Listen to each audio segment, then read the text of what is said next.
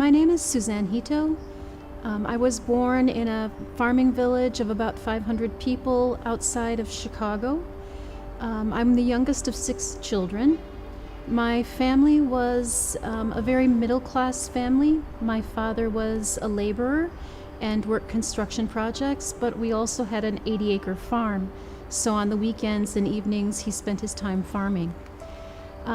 They were very conservative in their religious beliefs, and we were a very committed family.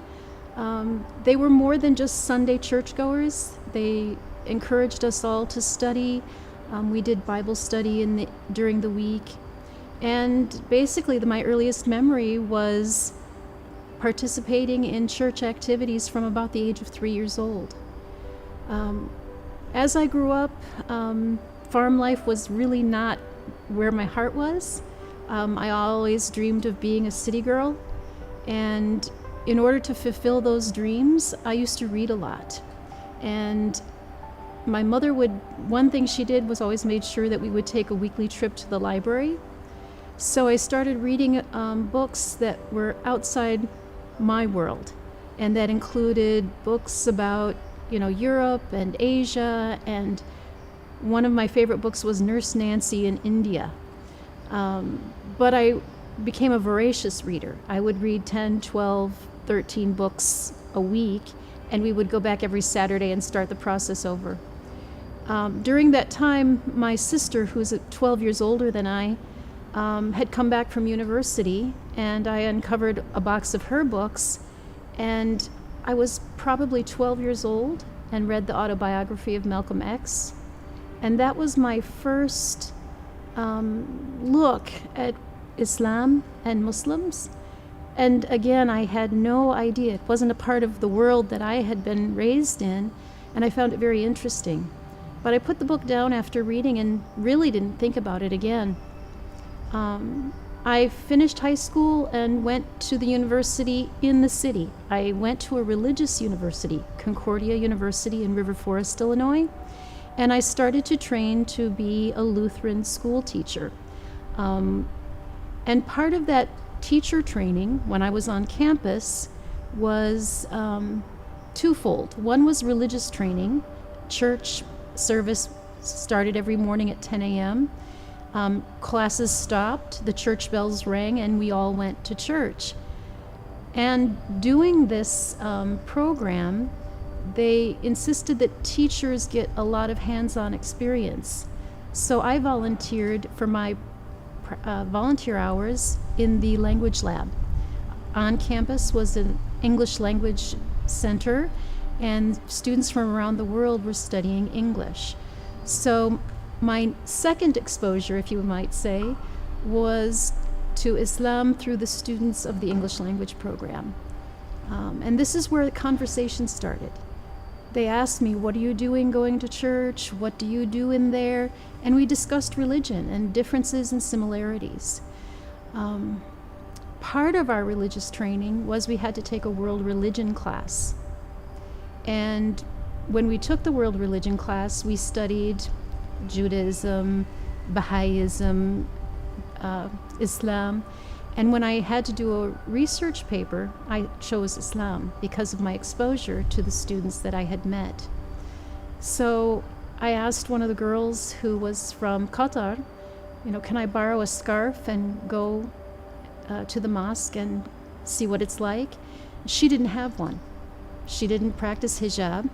But there was another young lady from Syria who gave me her namaz dress, like the big scarf. And I put that on and got on the bus and rode about 45 minutes down to the nearest mosque.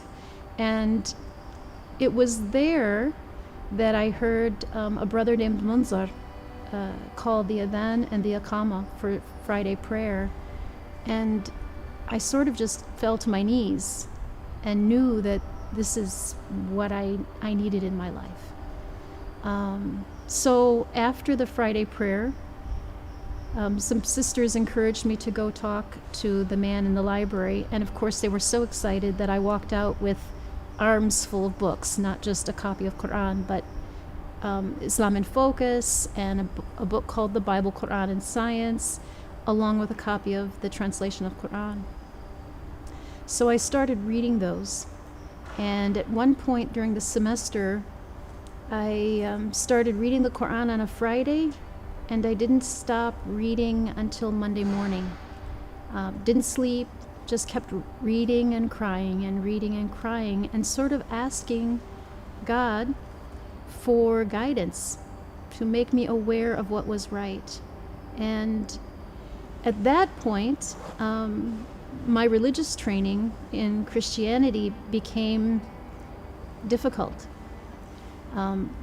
Part of what they do at the university there, we had Old Testament and New Testament classes, and at that point I started challenging my professors.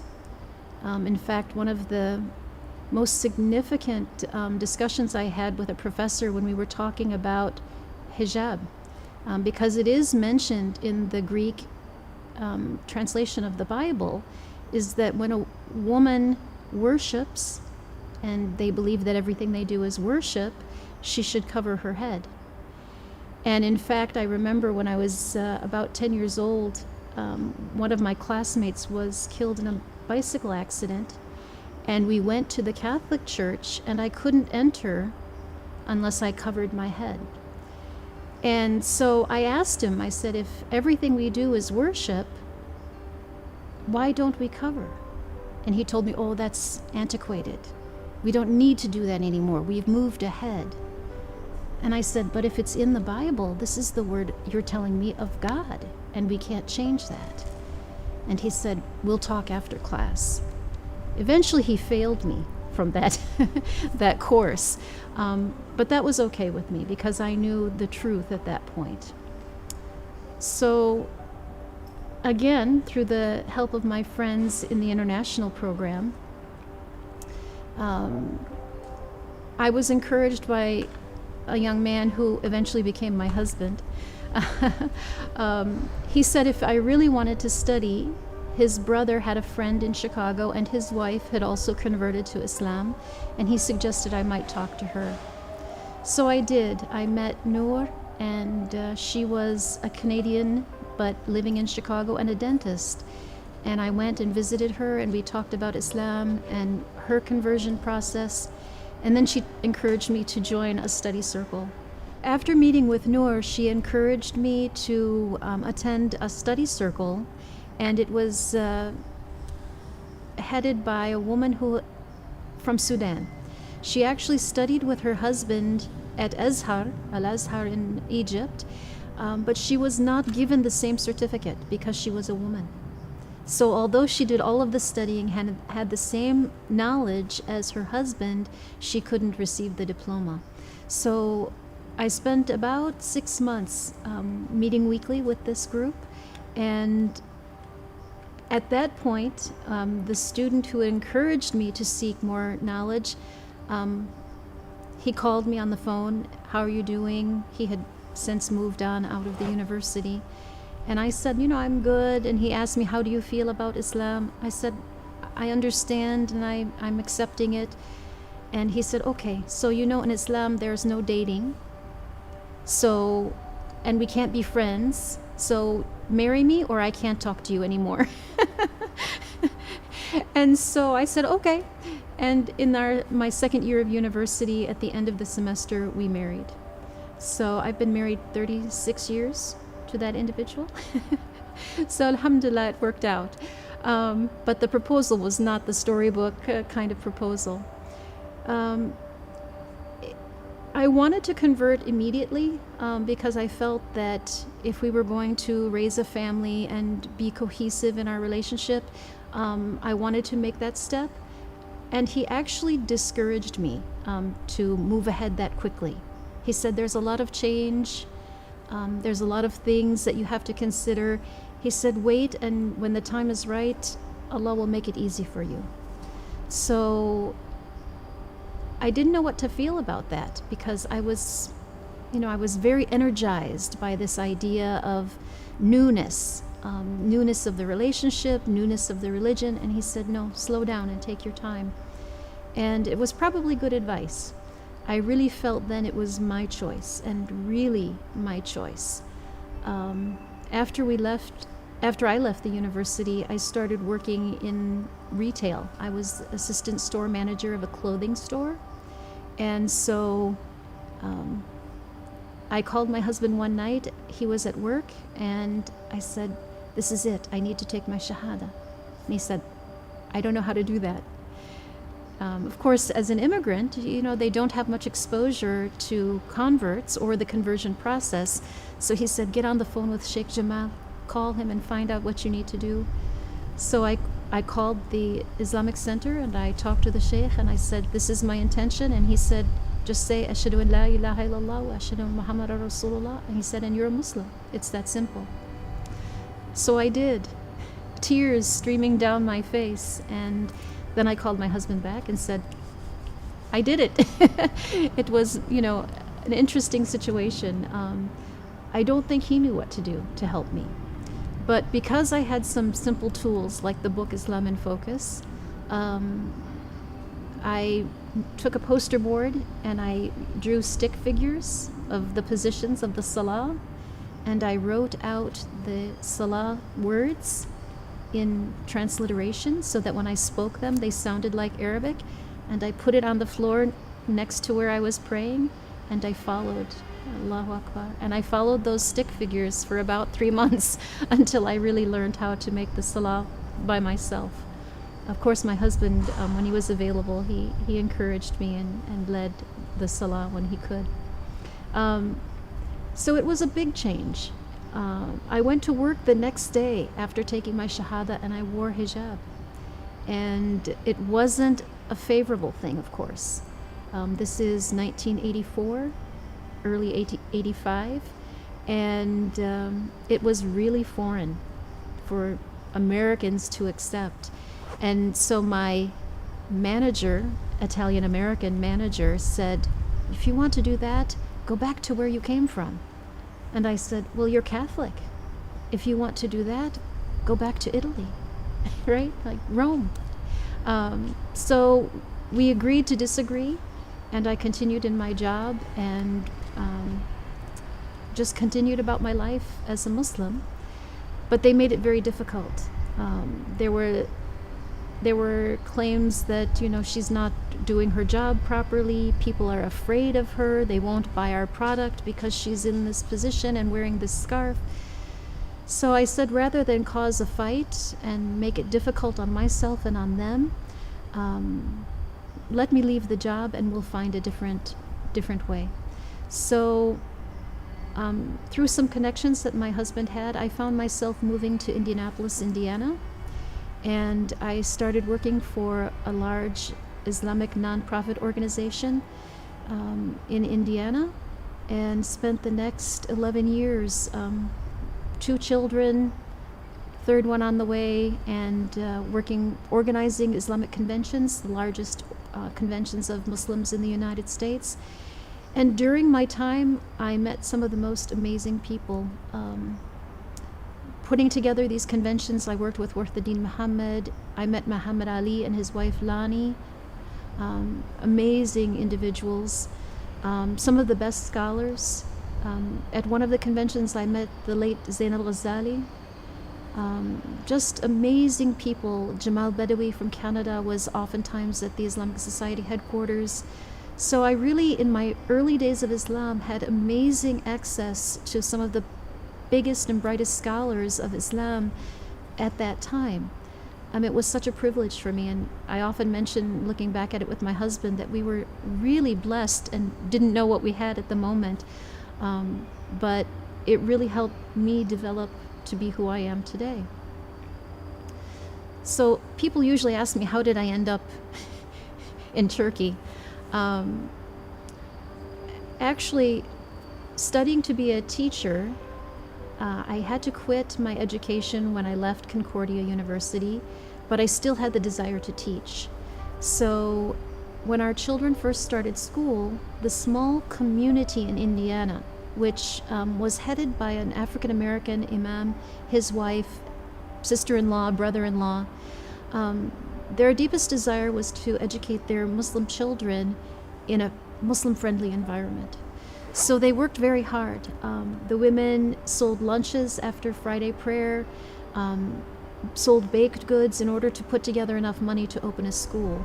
And so Masjid al-Fajr in Indianapolis, Indiana, built a mosque and a school, full-time Islamic school, and that's where I started teaching. I had the basic training in the first 2 years of Concordia University, so I started teaching 3rd and 4th grade, whole classroom, and one of those students was my own daughter. So I got the opportunity to go to school with my children, and while we were at school, we prayed in the musalla, our community, our friends. So that helped us grow and develop our Islamic personalities very strong in the United States. After we left Indiana, because of my husband's job change, we ended up in Dallas, Texas. I taught in Dallas also, elementary school all the way through high school, English and literature, and eventually the school said, we would really like you to finish your university degree. So after teaching for about 12, 13 years, and as my son was also a student at the same university, I went back and finished my bachelor's degree, in fact, just 10 years ago. So as an adult and a different perspective, I went back, and some students thought it was very odd, a Muslim woman with grown children, and my daughter actually had her first child, so I was a grandmother when I finished my university degree. But it was a wonderful opportunity, one, to look at education in a different way, and two, I saw it as dawah, being among these young people with a different perspective on life, a different attitude. It was refreshing for me, and I thought an opportunity for me to be an example of what a Muslim woman is to them, that this idea of being always behind the man, and especially not having an education, I showed them there's nothing to stop them to fulfilling their education and fulfilling their roles in this society. So I graduated and then got back into the teaching. But while I was at the university, I had the wonderful opportunity of taking 2 courses with a Turkish professor. She has a PhD from Harvard University in Ottoman history. She was a wonderful educator, and I took Ottoman history 1 and 2 with her, and then also a class on Ibn Battuta, his travels around the Islamic world, and all of that just kind of opened the door to this part of the world to me, which I hadn't really thought about. And then, something, destiny.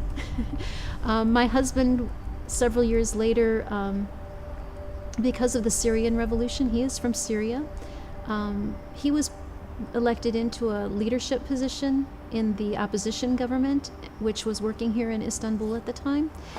And after about 3 years of me living in the United States and he living here doing his work, he said, what do you think?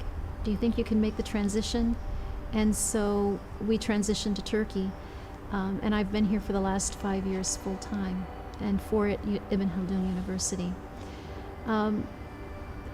It's amazing to me the amount of history that people don't have access to in American society. I want to say our history is very short, just 277 years, but the amount of Islamic history and even history pre-Islam is so amazing here in Turkey that I'm just overwhelmed.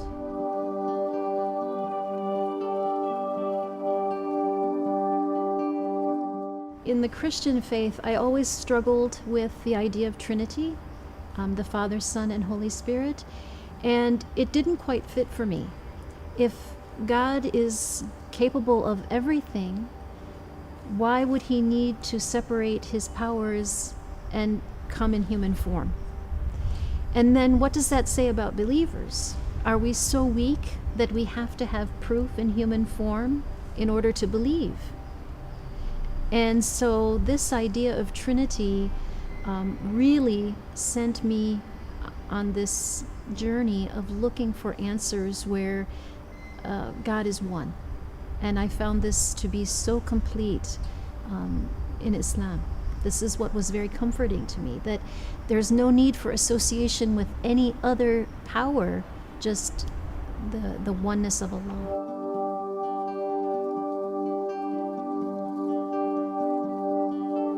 For me, the key element of finding out more about Islam was, first of all, the relationship.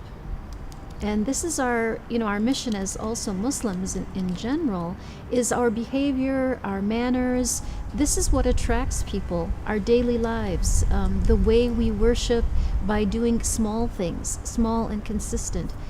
This is what's really attractive to people, and that's what probably was the first step, the relationship that I had with Muslim people. And then that opened the door to seeking the kind of academic type knowledge.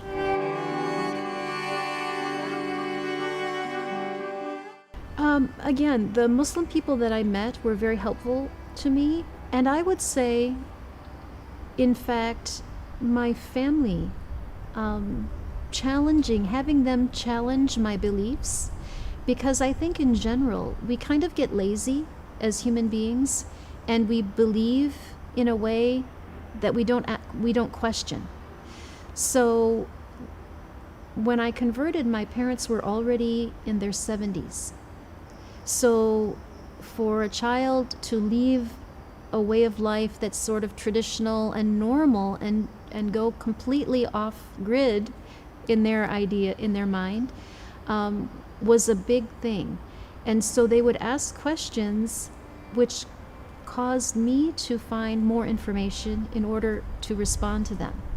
So I think that the non-Muslim friends and family that I had also were key to me developing my Islam, that I had to answer their questions in an intellectual, smart way. So I couldn't just, not answer them, but I had to seek an answer in order to respond.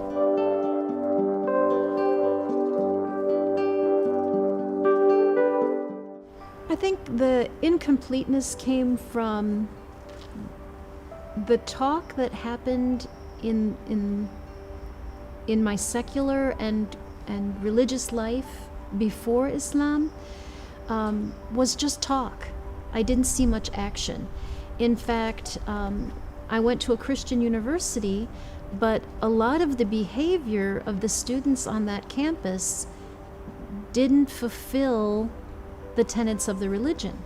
So this kind of disconnect between the religion and how they live their daily lives. So I felt that was incomplete. But with Islam, I felt that there was a true closure, completion to the structure of the religion, the ideology, and the daily life.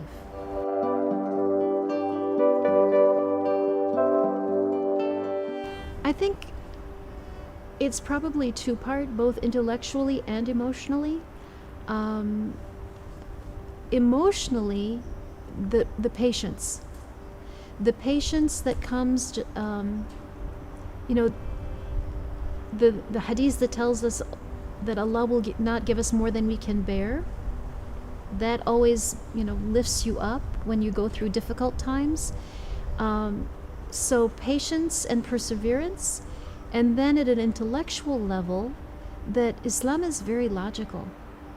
That in the non-Muslim world, there's logic and science completely devoid of religion, or religion devoid of science and logic. They don't all fit together. But Islam has the science and logic.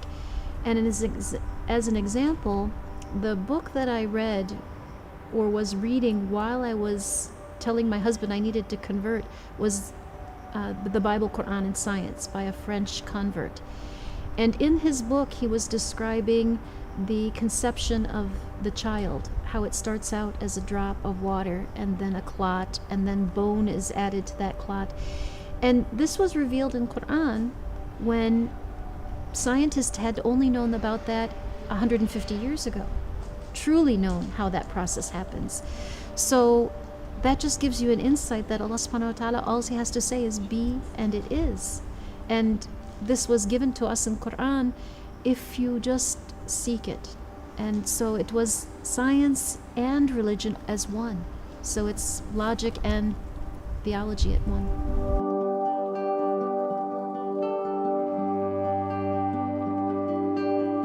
I really didn't have any point of reference when I was younger.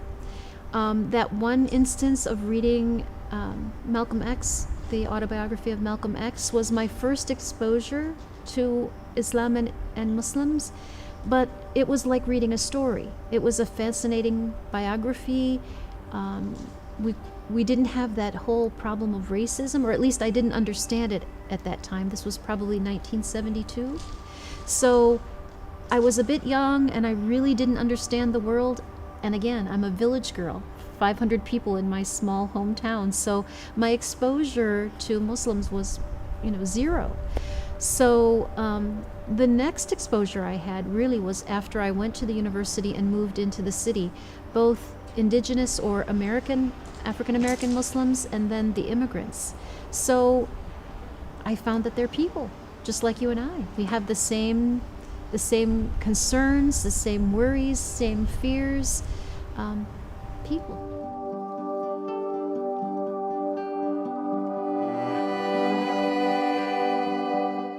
So the reaction of my friends was they were quite shocked and confused. They didn't understand at all what my motives were, except, oh, she married and so she converted. And this is the typical, reaction, especially when females convert. But my parents were quite concerned. They didn't react in the way many converts' families react. They didn't push me away. They kept good communication with me, but it was strained. Again, my parents were older, in their 70s when I converted, so it was difficult for them to understand. But I told them, look, as you raised me, you taught me not to lie. You taught me to be prayerful. You taught me to be honest and kind. And Islam enhances all of that. Now, instead of Sunday church and Wednesday Bible study, I'm praying 5 times a day. I'm going to be very honest with you. I tried to show them that they didn't lose a daughter. They got an enhanced version.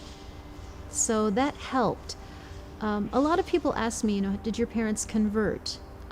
Both of them have passed, but I don't know that they ever said shahada in the way that people, that convert say shahada. Both of them stopped going to church. They refused to let even the minister come and give them services because they were in a healthcare facility at the end of their lives. But my mother, before she passed, said, I want to be buried like a Muslim, very simple, no makeup, no fancy dress, no the traditional American way of burial.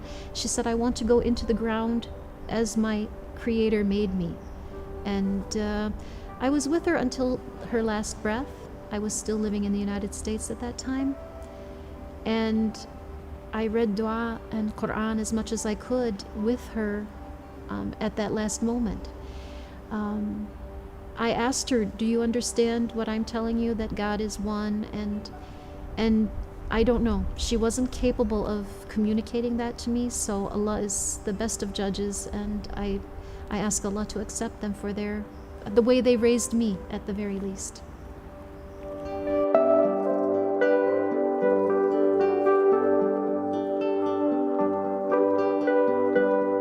There are lots of materials that are available, and if they really want to understand what Islam is, I would recommend reading either Yusuf Ali, translation of Quran. It's similar to what they might have read in the King James Version of Bible, but there are lots of translations available for them. But also read something that has a comparative aspect. Islam in Focus is a good one. Towards Understanding Islam is a good book, because really people get hooked on the translation of Quran in all of the negativity. They don't want to see the light that comes from it. And so sometimes diving in and reading only the Quran rather than comparative studies tends to be overwhelming. So the the biggest thing that I think one can take away from this is God. God says, "My mercy prevails over my wrath," and the negative aspects of what the West has done with Islam, being, this vicious kind of marauding religion, has damaged the reputation of Islam. But when you look at it, it really is about peace and brotherhood and love and light. So find a comparison of religions that will lay these things out and really let you see what Islam is about, rather than listening to the stereotypes and those stereotypical responses.